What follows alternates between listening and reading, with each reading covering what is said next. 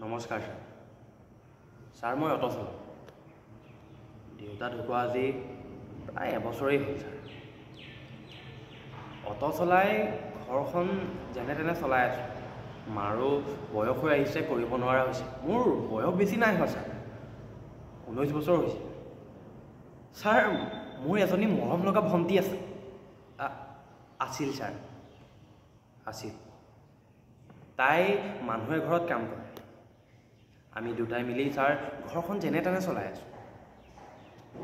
Sir এদিন ভণ্টি কামৰ পৰা অহা অলপ পলম হৈছে। সন্ধিয়া ঠিক ছাৰ 8:30 মান বাজিছিল। অহাৰ আগত তাই মোক ফোন কৰিছিল যে দাদা মই গৈ আছোঁ দেই। কিন্তু ছাৰ তাই আহি নাপালেহি।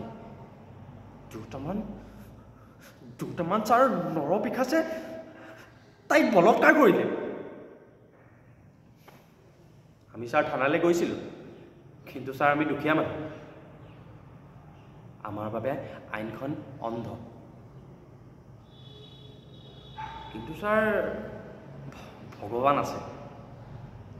যোৱাকালি ছাৰ সেই ল'ৰা দুটা মোৰ অটতে উঠিছিল। সিহঁতক দেখি ছাৰ মোৰ গা উত্তেজিত হৈ উঠিলে।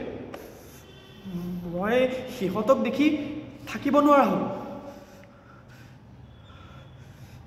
মোৰ মনে কৈছিল সিহঁতক মই শাস্তি দিওঁ, কিন্তু ছাৰ মোৰ মগজুৱে কৈছিল সিহঁতক শাস্তি নিদিওঁ।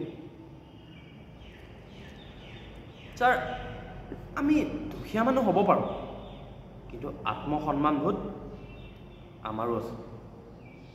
সেইবাবে হয়তো ছাৰ ভণ্টিয়ে ইমানবোৰ সহ্য কৰিব নোৱাৰিলে।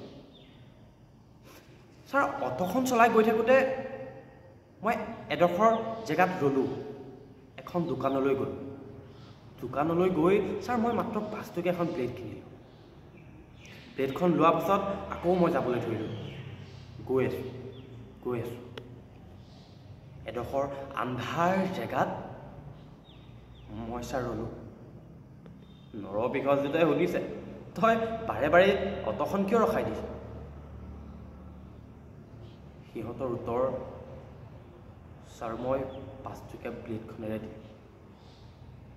সিহঁতৰ শৰীৰ 5 টকীয়া ব্লেডখনেৰে লৈ মই ছাৰ চিৰাচিৰ কৰি কাটি পেলালোঁ। সিহঁতক দেখি ছাৰ মোৰ ভণ্টিৰ ওলমি থকা দেহটো বাৰে বাৰে মনলৈ আহিছে। যিমানেই মনলৈ আহিছিল সিমানেই ঘঁপিয়ালোঁ ছাৰ। ছাৰ ডেড বডিকেইটা আহঁতজোপাৰ তলতে পৰি আছে, কালেক্ট কৰি লওক।